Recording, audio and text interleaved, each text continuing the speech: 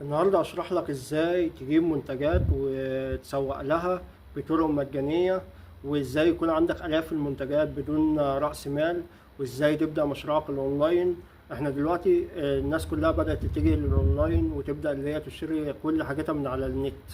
فانت ده وقتك اللي انت تستثمر وقتك، انت ممكن تستثمر ساعة ساعتين ثلاثة في اليوم هتكسب فيهم. كده كده انا هشرح لك في الفيديو ده ازاي تجيب المنتجات وازاي يكون عندك آلاف المنتجات، وازاي تنزل الصور وازاي تسحب العمولة بتاعتك. كل ده والموقع بقاله سنين في السوق، يعني موقع مضمون والناس مضمونة، يعني الناس كتير اشتغل فيها دي. انا شرحته بعد تقييمات ناس كتير. فابدأ اللي انت اشتغل وابدأ اللي انت استثمر وقتك، وان شاء الله بإذن الله هتكسب من الموقع ده كتير. وفي مواقع تانية، فانت اشترك في القناة وفعل زر الجرس عشان يوصلك الفيديوهات التانية. ده فيديو من ضمن فيديوهات تانية هتنزل لمواقع تانية، فاشترك في القناة وفعل زر الجرس وتابع معايا الشرح.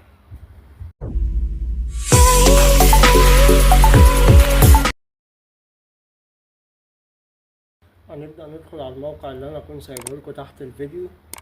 اول حاجة هندوس على الساين اب عشان نعمل حساب جديد. هنسيب اللي فوق زي ما هي على كلمة افليت. هنا في فول نيم نكتب الاسم الثنائي، والفون نكتب رقم الموبايل، والايميل نكتب الجيميل بتاعنا. الباسورد نكتب الباسورد اللي احنا عاوزينه، بس اهم حاجة نكون فاكرينه. السوري نيم نكتب لو احنا معانا صفحة بنسوق عليها بنبيع عليها منتجات، نكتب اسم الصفحة هنا واللينك بتاعها. لو ما عندناش صفحة نكتب الاسم الاكونت بتاعنا على الفيسبوك ونحط لينك صفحة الفيسبوك. بعد كده ندوس هنا.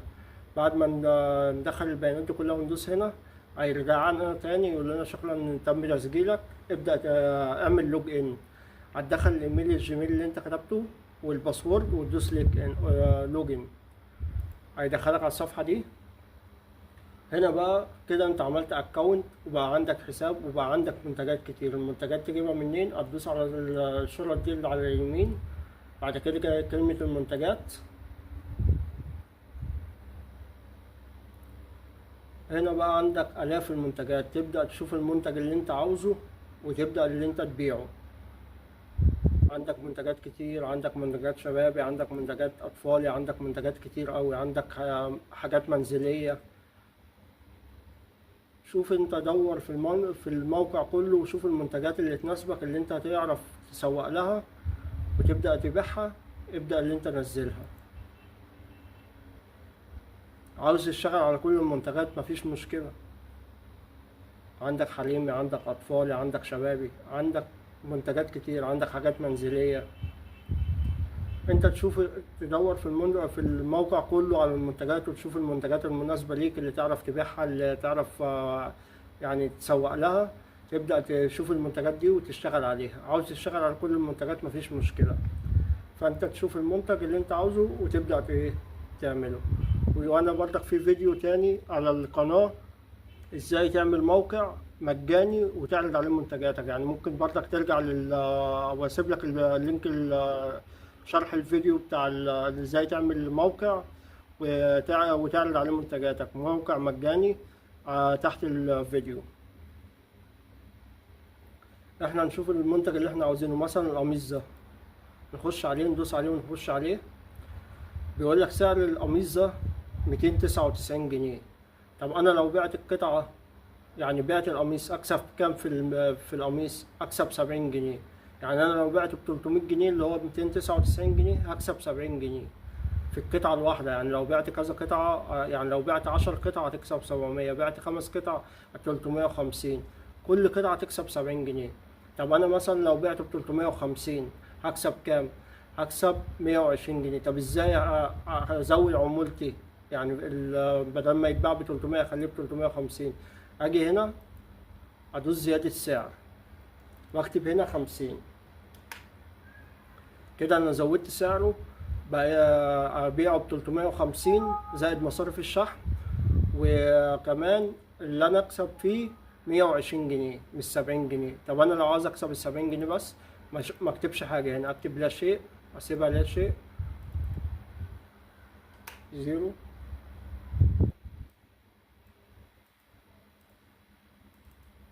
اخلي دي زيرو. واكتب لا شيء.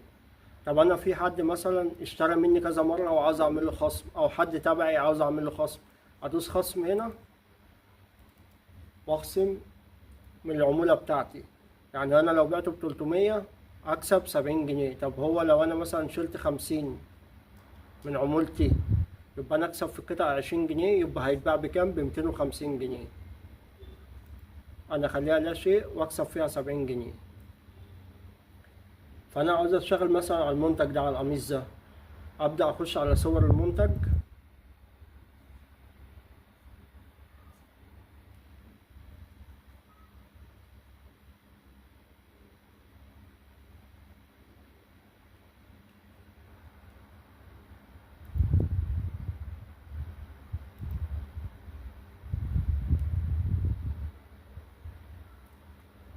وادي الصور دي كلها بتاعت المنتج.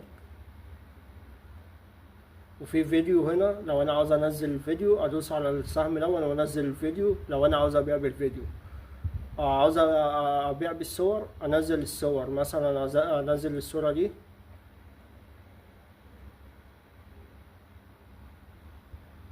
انزل الصورة دي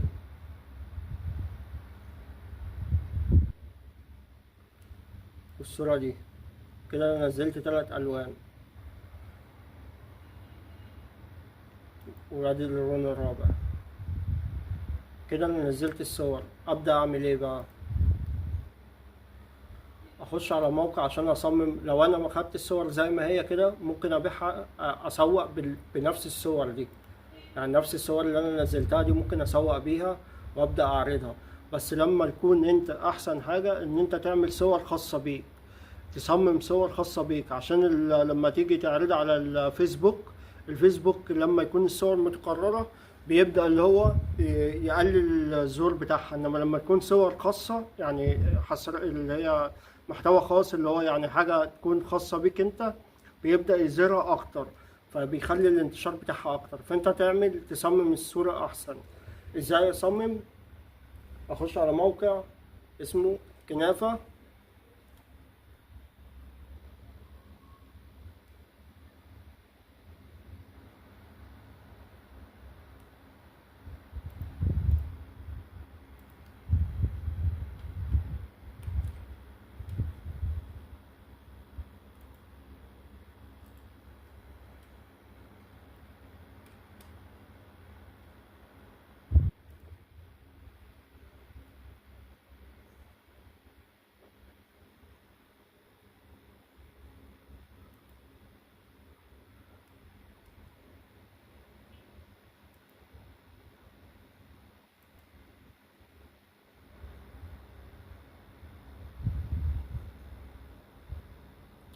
واسجل بالجيميل بتاعي عادي، مفيش مشكلة في الموقع. الموقع مضمون.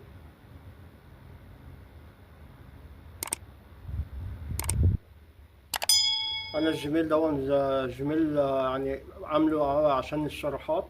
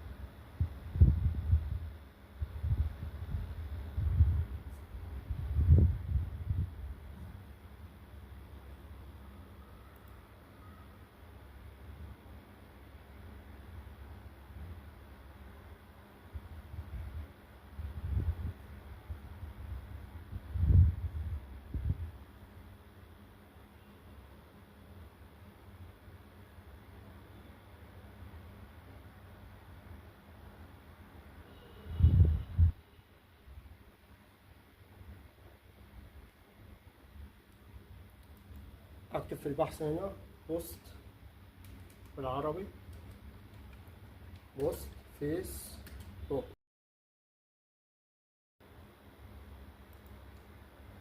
تبدأ تكتب بوست فيسبوك وتدوس انتر بحث.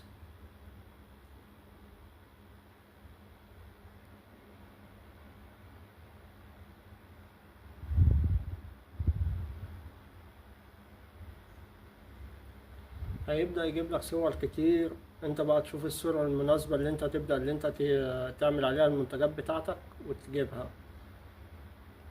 مثلا انا ابدأ على الصورة دي، ادوس عليها،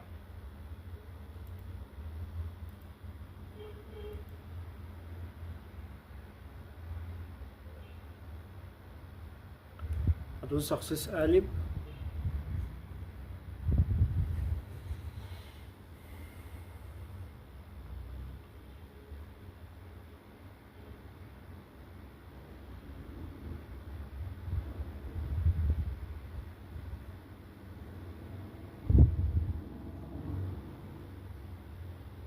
واستنى الصفحة بس تحمل معايا.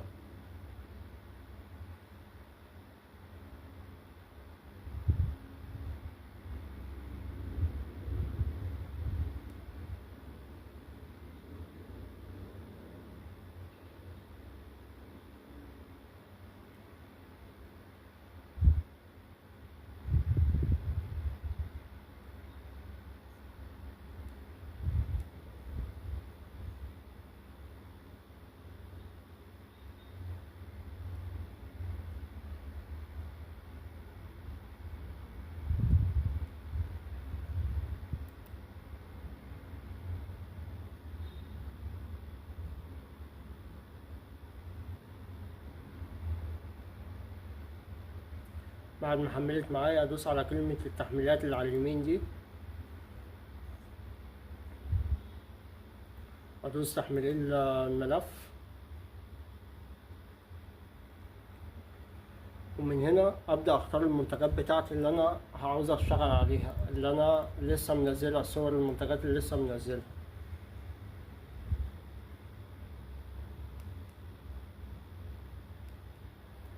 كده انا نزلت المنتجات بتاعتي، ابدأ اخد الصور دي، امسح الصور القديمة الاول اللي موجودة على الجهاز،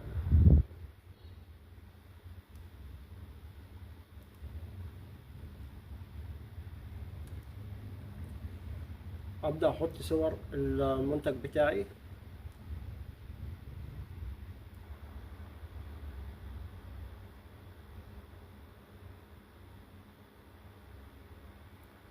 صور،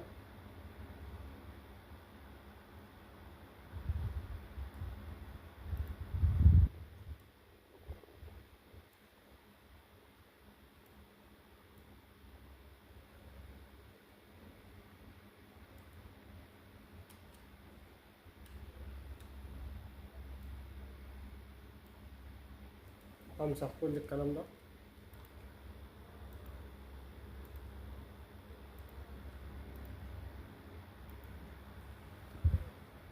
ابدأ اضيف المنتج بتاعي،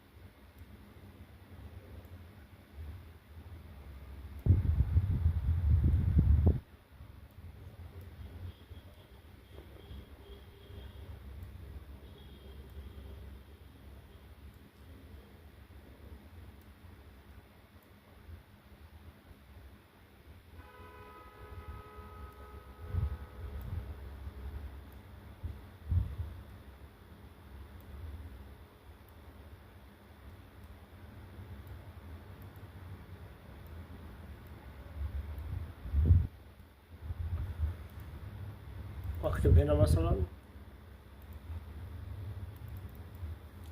خصم 20%. كبرها شوية، خليها بولد وأكبر، أمسح الكلام ده كله مش محتاجه.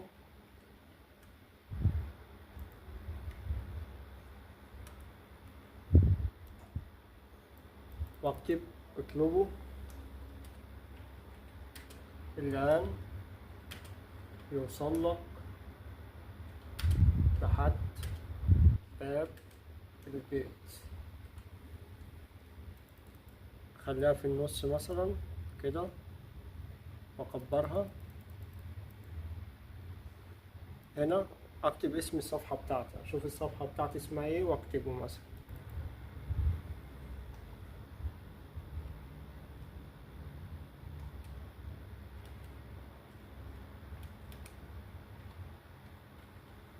انت تكتب الصفحة بتاعتك بقى، يعني انت شوف الصفحة فيها ايه اسمها ايه وتكتبه هنا. بعد ما صممت الصورة، انا بشرح لك بسرعة عشان الفيديو ما يطولش معانا، انما انت كده كده هتظبط فاهم احسن مني في الحوار دوت. بعد كده تدوس مشاركة، بعد كده تنزيل، بعد كده بدل PNG هتختار JPG، بعد كده تنزيل. استنى لغاية ما تنزل عندك.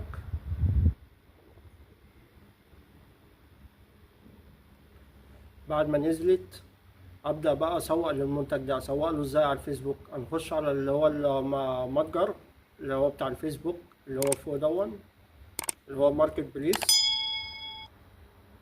بعد كده هندوس على انشاء قائمة معروضات جديدة، بعد كده عنصر للبيع. هنا هنرفع الصورة اللي احنا لسه عاملينها، بعد كده نرفع الصور التانية اللي احنا حملناها. بعد كده ننزل عند كلمة العنوان، هنكتب القميص مثلا. انت تشوف اي جملة مثلا تكون تعرف يعني تشد العميل. القميص الأكثر طلبا. السعر هنا ما تكتبش سعر، اكتب زيرو، عشان لما تكتب سعر مفيش حد هيخش يسألك. انما انت لما ما تكتبش سعر الناس هتبدأ تخش تسألك، فهيحصل يعني ان الناس هتدوس على المنتج ده، اللينك بتاع المنتج ده كتير، فالفيسبوك هيحس ان في يعني حاجة مهمة، فهيبدأ يجيب لك المهتمين بالمنتج اللي انت بتبيعه ده، وهيجيب لك عملاء يعني وكده. انما انت لو كتبت سعر مفيش حد هيخش يسألك، فبالتالي مش هيظهر المنتج يعني الصفحة بتاعتك مش هتظهر كتير. فانت تدوس زيرو. الفئة هنا هتخليها ملابس وأحذية رجالي، يعني انت هتستهدف مين في القميص ده؟ الرجالي. الحالة جديد، المقاس ونوع المعطف والنمط والعلامة التجارية وكل ده تسيبه فاضي. في الوصف تكتب القميص الأكثر طلبا رجع تاني عشان الناس اللي طلبت ينزلوا تاني، متوفر بثلاث ألوان وثلاث مقاسات. ممكن تكتب الألوان بتاعته، انت تبدأ تكتبها وتكتب المقاسات بتاعته هنا. بعد كده تكتب اطلبوا الآن يوصل لك مندوبنا لحد باب البيت. بعد كده تنزل تحت عند عنصر عرض كعنصر واحد، لا قول له لا، عرض على انه متوفر، عشان كده كده عندك منه كميات. الموقع تكتب القاهرة الجيزة اللي يعجبك. في الحتة دي تكتب توصيل إلى المنزل، يعني توصله له لغاية البيت. بعد كده تدوس كلمة التالي، تبدأ بقى تختار المواقع اللي انت الجروبات اللي انت تبدأ تنشر فيها. شوف انت مثلا الجروبات اللي انت تبدأ تنشر فيها وتدوس عليها وتعلم عليها كلها.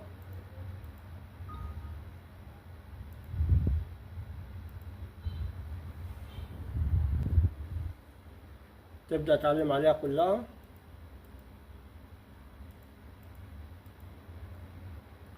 بعد ما علمنا عليهم تدوس نشر.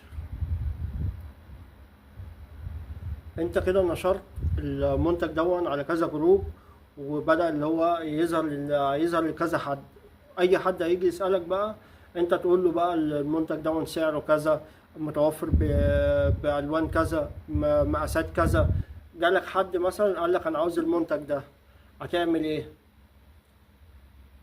هتبدأ اللي انت ترجع للموقع تاني وتخش على اللينك بتاع اللي هو المنتج اللي انت بتسوق له، وتبدأ تختار. العميل قال لك مثلا عاوز لون لبني، مقاس اكس لارج مثلا، انت هتبيعه له ب 299 زائد مصاريف الشحن، يبقى هتكسب 70 جنيه. اللي انت لو عاوز تكسب اكتر زي ما قلت لك هتدوس زيادة السعر وتزود السعر هنا.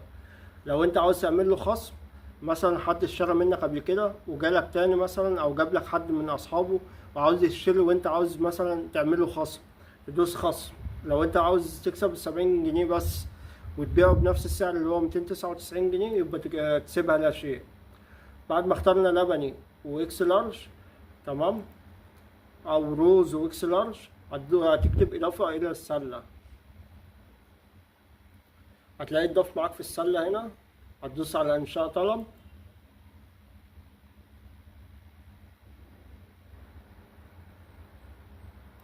احنا عشان طولنا بس قفل الاكونت، وهنعمل تسجيل ونخش تاني.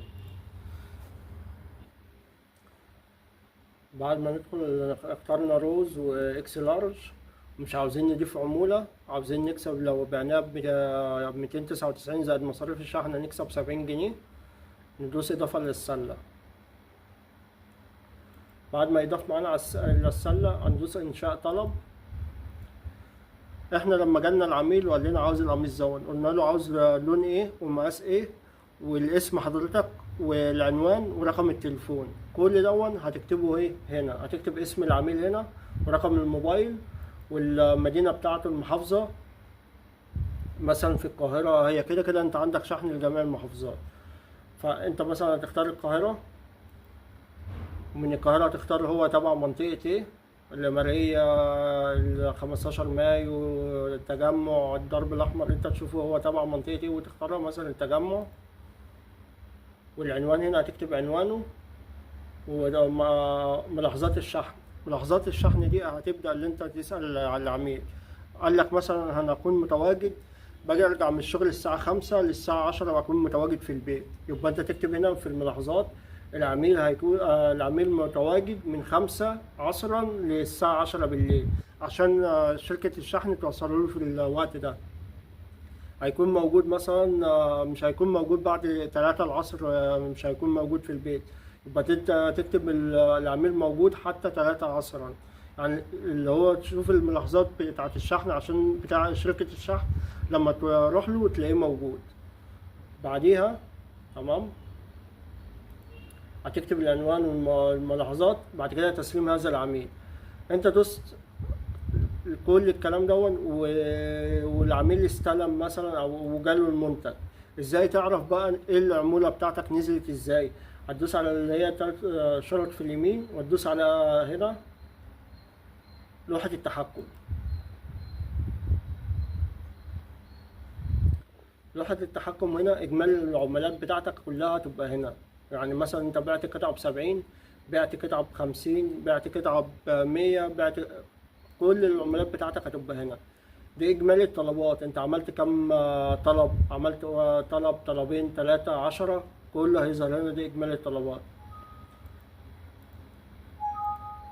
الرصيد المعلق دون لما يكون مثلا العميل استلم المنتج، تمام، فشركة الشحن عقبال ما تحاسب الشركة بتاخد يومين 3، فيقول لك ان هو استلم العمولة بتاعتك موجودة بس معلقة لغاية ما شركة الشحن تجيبها لنا.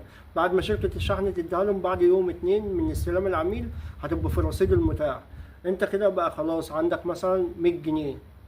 اقل سحب في حد ادنى تسحب عمولتك من الموقع دون 100 جنيه. هتسحبها فودافون كاش او حساب بنكي او على نقدي، يعني تتواصل معاهم وتروح لهم وتستلمها نقدي. هو كده كده الموقع دون بقاله سنين، يعني انت ممكن تبحث عنه، موقع انجزني موجود بقاله سنين، يعني كذا سنة، مش أول سنة إن هو يشتغل في الحكاية دي، ومعاه آلاف الناس اللي شغالة معاه. فالفلوس بتبقى مضمونة، ما تقلقش عليها. انت كده كده هتسحب فلوسك. فهتسحب فلوسك ازاي؟ هتدوس على المدفوعات.